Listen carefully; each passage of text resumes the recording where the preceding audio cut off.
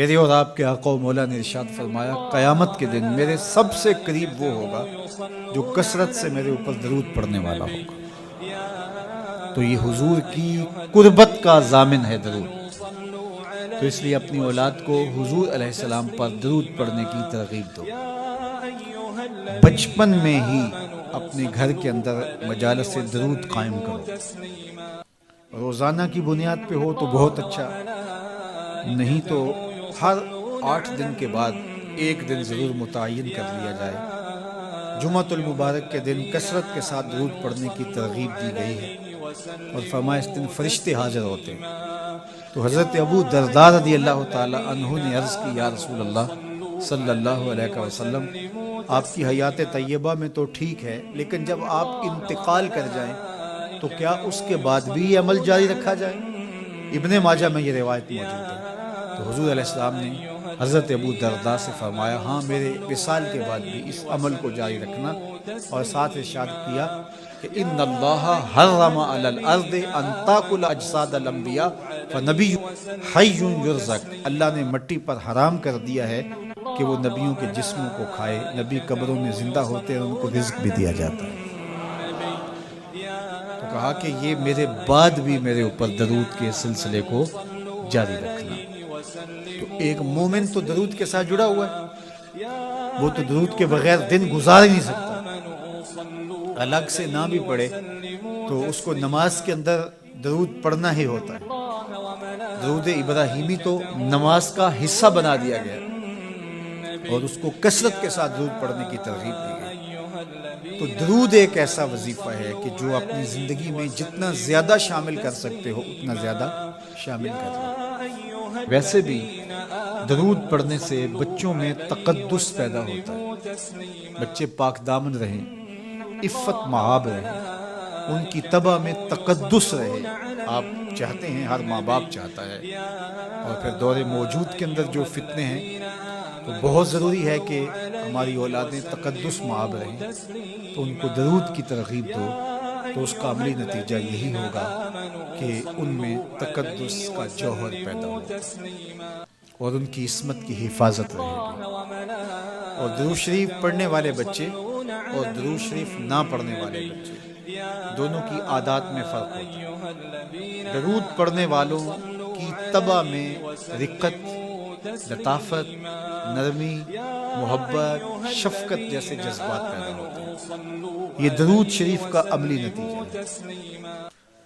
بعض لوگوں کو شکایت ہوتی ہے کہ ہمارے بچے بڑے اکھڑ ہیں، بڑے تند مزاج ہیں، بڑے سخت گیر ہیں، تو اس کا علاج کیا ہے؟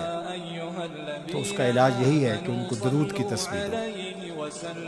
درود اکڑ توڑ دیتا ہے، طبیعت کی تندی نکال دیتا ہے، طبائع کی تلخیاں ختم کر دیتا ہے، محمد عربی کے نام کی مٹھاس پیدا کر دیتا ہے۔ حضور کا نام شہد سے میٹھا ہے، دل آویز ہے، کھنڈ میں اتنی مٹھاس نہیں ہے، شکر اور گڑ میں اتنی مٹھاس نہیں ہے، شہد میں اتنی مٹھاس نہیں ہے، قند اور نبات میں اتنی مٹھاس نہیں ہے جتنی نام محمد میں رکھی ہے۔ ان کا نام لبوں پر آئے، میٹھا میٹھا منہ ہو جائے، ان کے بول بہاروں جیسے اور اصحاب ستاروں جیسے، ان سا پیارا اور نہ کوئی، ان سے بچھڑ کے لکڑی روئی، جب وہ سیر کو جایا کرتے سر پہ بادل سایا کرتے۔ میرے شہر کے ایک پنجابی شاعر ہیں، انہوں نے تو قلم ہی توڑ دیا نا، تینوں سینے دی میں ٹھنڈ آکھاں، اگر آپ کا ذوق ہو تو، تینوں سینے دی میں ٹھنڈ آکھاں، شہد گلاب تے کھنڈ آکھاں، تینوں نبیاں دا میں لاڑا آکھاں، تیرے ہجر دے وچ میں ہاڑا آکھاں۔ تو ان کا نام ہی میٹھا ہے، دل آویز ہے۔ تو درود غصہ ختم کرتا ہے، طبیعت کی تلخی اور تندی مٹا دیتا ہے، اکھڑ پن ختم کرتا ہے۔ تو آپ اگر چاہیں کہ اولاد اکھڑ ہے تو ان کو کسی طرح درود پہ لے آئیں، درود کی تسبیح ان کے ہاتھ میں دے دیں، تو ان کی طبع میں نفاست بھی آئے گی، ان کی طبع میں لطافت بھی آئے گی، ان کی طبع میں رقت بھی آئے گی، ان کی طبع میں محبت بھی آئے گی، ان کی طبع کے اندر جو ہے وہ لیاقت بھی پیدا ہوگی۔ درود پڑھنے والا بچہ ذہنی استعداد میں درود نہ پڑھنے والے بچے سے بہتر ہوتا ہے۔ یہ بھی آپ تجربہ کر کے دیکھ لیں.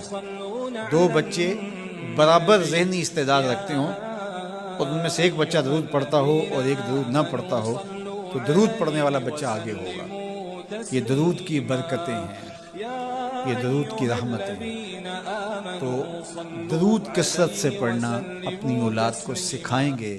ہفتہ روزہ آپ محافل کا گھر میں انعقاد کر لیجئے اور اس میں صرف دروشی پڑھ لیجئے, تو انشاءاللہ اس سے آپ دیکھیں گے کہ اولاد کو اس کا فرق پڑتا ہے. یہ تربیت کا ایک آسان نسخہ ہے اور یہ وہ وظیفہ ہے جس سے تھکن نہیں ہوتی.